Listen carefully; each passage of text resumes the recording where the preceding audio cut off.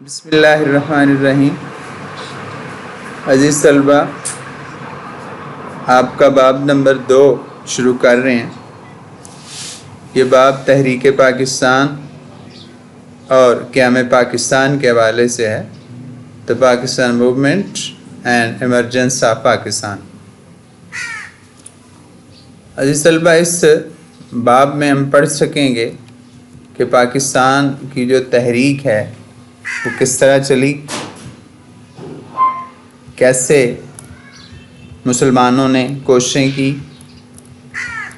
اس تحریک کا پس منظر کیا تھا۔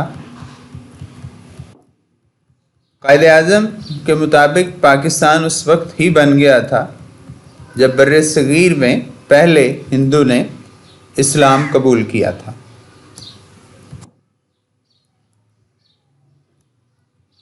ہم اگر پس منظر کو دیکھیں تو ہم دیکھتے ہیں کہ بر صغیر پاک و ہند میں اسلام جو ہے وہ پہلی دفعہ اس وقت داخل ہوا جب 712 میں محمد بن قاسم نے سندھ پر حملہ کیا۔ اس کے بعد مغل دور آیا۔ مغل دور اپنی اب و تاب کے ساتھ 1707 تک چلتا رہا۔ اس کے بعد بھی یہ معاملہ رہا، لیکن وہ اب و تاب نہ تھی۔ مسلمانوں میں زوال کے آثار ظاہر ہونا شروع ہو گئے۔ اس کے بعد کچھ علماء کرام نے اسلام کو آگے لے جانے کی کوششیں کی، مثلا حضرت شاہ ولی اللہ، مجدد الفسانی وغیرہ۔ انگریزوں کو جب مغلوں نے دعوت دی کہ آپ یہاں پہ کاروبار کر لیں، تو انہوں نے آہستہ آہستہ پورے برصغیر پر قبضہ کر لیا۔ کاروبار کے بہانے یہاں پہ اسلحہ آتا رہا، فوجی آتے رہے، اور آہستہ آہستہ انہوں نے پورے برصغیر پہ قبضہ کر لیا۔ اس قبضے کو روکنے کے لیے کچھ مسلمان حکمرانوں نے کوشش کی، جیسے بنگال کے نواب سراج الدولہ نے کوشش کی، ناکام ہوئے، جنگ پلاسی میں شہید ہو گئے۔ ٹیپو سلطان میسور کے حکمران تھے، انہوں نے کوشش کی، وہ بھی اپنوں کی غداری کا شکار ہوئے اور انگریزوں سے شکست کھائی۔ 1831 میں سید احمد شہید، ان کے دوست سید اسماعیل شاہید، سکھوں کا مقابلہ کرتے ہوئے بالا کوٹ میں شہید ہو گئے۔ اور بھی کئی تحریکیں چلیں، لیکن وہ کامیاب نہ ہو سکی، اور 1857 کی جنگ آزادی کے بعد مکمل طور پر جو ہے وہ قبضہ انگریزوں کا برصغیر پہ ہو گیا۔ اب ہم آتے ہیں کہ علی گڑھ کی جو تحریک تھی اس نے کیا کردار ادا کیا۔ سر سید احمد خان بلا شبہ مسلمانوں کے محسن اعظم ہیں۔ جنگ آزادی کے بعد مسلمانوں کی زندگی کا تاریک دور شروع ہوا۔ سر سید احمد خان کہتے ہیں کہ کوئی بلا ایسی نہ تھی جو آسمان سے اتری اور اس نے مسلمانوں کا گھر نہ دیکھا ہو۔ تو سر سید احمد خان نے مسلمانوں کی اصلاح کا بیڑا اٹھایا، انہیں کہا کہ وہ تعلیم کی طرف توجہ دیں، سیاست کو چھوڑ دیں، انگریزوں کے ساتھ تعلقات کو بہتر بنائیں۔ انہوں نے کہا کہ تعلیم کے بغیر ہم ترقی نہیں کر سکتے۔ اس مقصد کے لیے انہوں نے ایک طرف تو انگریزوں کے ساتھ دوستی کا ہاتھ بڑھایا، اور ادھر انہوں نے مراد آباد میں، غازی پور میں اسکول قائم کیے۔ 1875 میں علی گڑھ میں اسکول قائم کیا، پھر یہ یونیورسٹی تک پہنچ گیا۔ انگریزوں اور مسلمانوں کے تعلقات بہتر بنانے کے لیے بہت کوششیں کی۔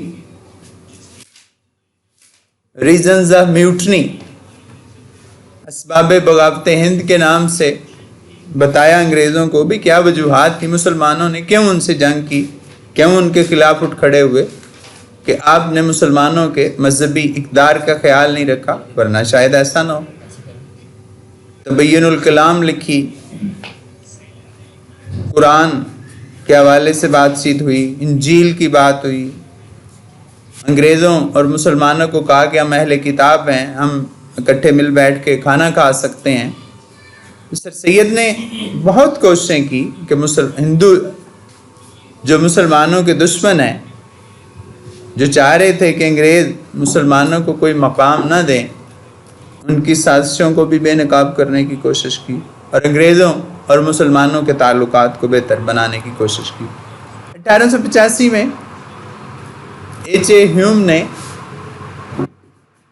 ایک سیاسی تحریک یہاں پہ بنائی، مسلمان بھی اس میں شامل ہونا چاہتے تھے، لیکن سر سید نے انہیں منع کیا کہ وہ سیاست کی طرف نہ آئیں۔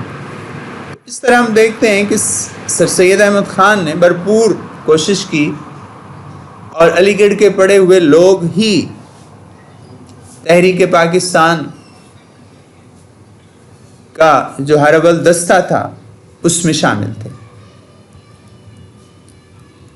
پس منظر کو ہم دیکھیں تو آگے بڑھیں تو تقسیم بنگال مسلمانوں کی ایما پر کی گئی۔ بنگال کے ایک حصے میں مسلمانوں کی آبادی زیادہ تھی اور ایک حصے میں ہندوؤں کی آبادی زیادہ تھی۔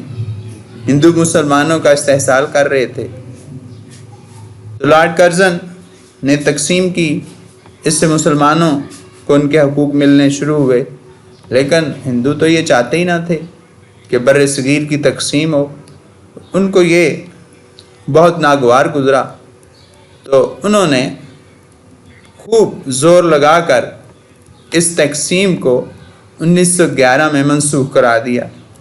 اس سے مسلمانوں کو بہت رنج پہنچا۔ 1906 میں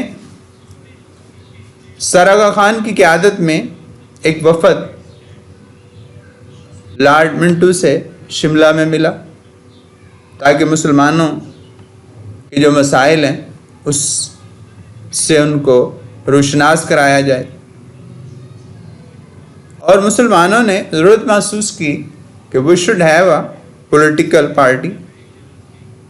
اس حوالے سے 1906 میں مسلم لیگ کا قیام عمل میں آیا۔ اب مسلم لیگ کا قیام جو ہے وہ بہترین مسلمانوں کی جو سیاسی جد و جہد تھی اس کا آغاز تھا۔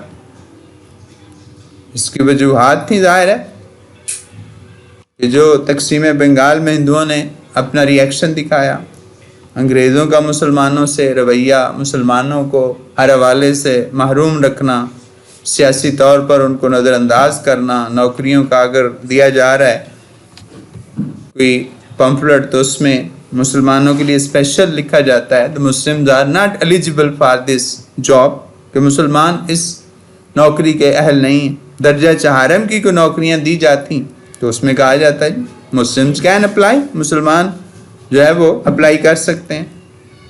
یہ ساری وہ وجوہات تھیں، اور مسلمان چاہتے تھے کہ ہم اپنے سیاسی حقوق کی حفاظت کریں، تو اس کے لیے انہوں نے اپنی ایک سیاسی جماعت جو ہے وہ منظم کی جس کا نام تھا مسلم لیگ۔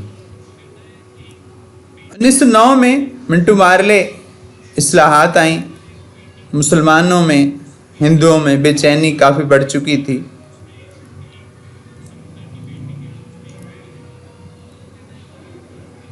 یہ اصلاحات جو ہیں منٹو مارلے اصلاحات کے نام سے یاد کی جاتی ہیں۔ اس میں جداگانہ الیکٹوریٹ، جداگانہ طریقہ انتخاب کے حوالے سے بات ہوئی، مسلمانوں نے اس کو ویلکم کیا، لیکن ہندوؤں کے لیے تو قطعاً یہ بات چیت جو تھی وہ قابل قبول نہ تھی۔ 1916 میں لکھنؤ میں مسلم لیگ اور کانگریس میں مشترکہ اجلاس ہوا۔ دونوں پارٹیوں کے درمیان میں ایک معاہدہ طے پایا جسے میثاق لکھنؤ کا نام دیا جاتا ہے۔ اس میں پہلی دفعہ مسلمانوں کے الگ وجود کو ہندوؤں نے تسلیم کیا، اور اس طرح یہ میثاق لکھنؤ یادگار بن گیا، اور اس کی بدولت قائد اعظم کو ہندو مسلم اتحاد کا سفیر قرار دیا گیا۔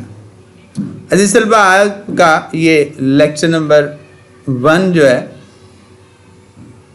پاک اسٹڈی کا مطالعہ پاکستان کا ختم ہوا۔ آج جو ہم نے پڑھا ہے اس میں سے جو اہم باتیں ہیں وہ آپ یاد کریں گے، یعنی جتنا آپ نے پڑھا ہے اس سارے کو آپ اچھے طریقے سے یاد کریں گے۔ عزیز طلبہ، یہ مختصر سوالات ہیں جن کے آپ نے جوابات دینے ہیں۔ پہلا سوال ہے، تحریک علی گڑھ کا بنیادی مقصد تحریر کریں۔ یہ آپ کے اس ٹاپک میں موجود ہیں، وہ آپ وہاں سے کریں گے۔ یہ آپ دیکھ سکتے ہیں، یہ 1، 2 اور 3 اس کے پوائنٹس ہیں، یہ آپ تیار کریں گے۔ یہ شارٹ کویسچن ہے آپ کا پہلا۔ اس کے بعد دیکھیے گا آپ کا دوسرا شارٹ کویسچن ہے، مسلم لیگ کے قیام کے پس منظر میں کیا محرکات تھے۔ یہ ٹاپک بھی پیچھے موجود ہے جو ہم نے ریڈنگ کی، اس میں بھی آپ کے سامنے یہ ٹاپک آ رہا ہے۔ یہ اس کے اہم محرکات ہیں۔ یہ 4 پوائنٹس جو ہیں یہ آپ یاد کریں گے، اور اس کے علاوہ کہیں سے بھی آپ کو شارٹ کویسچن یا MCQs آ سکتا ہے۔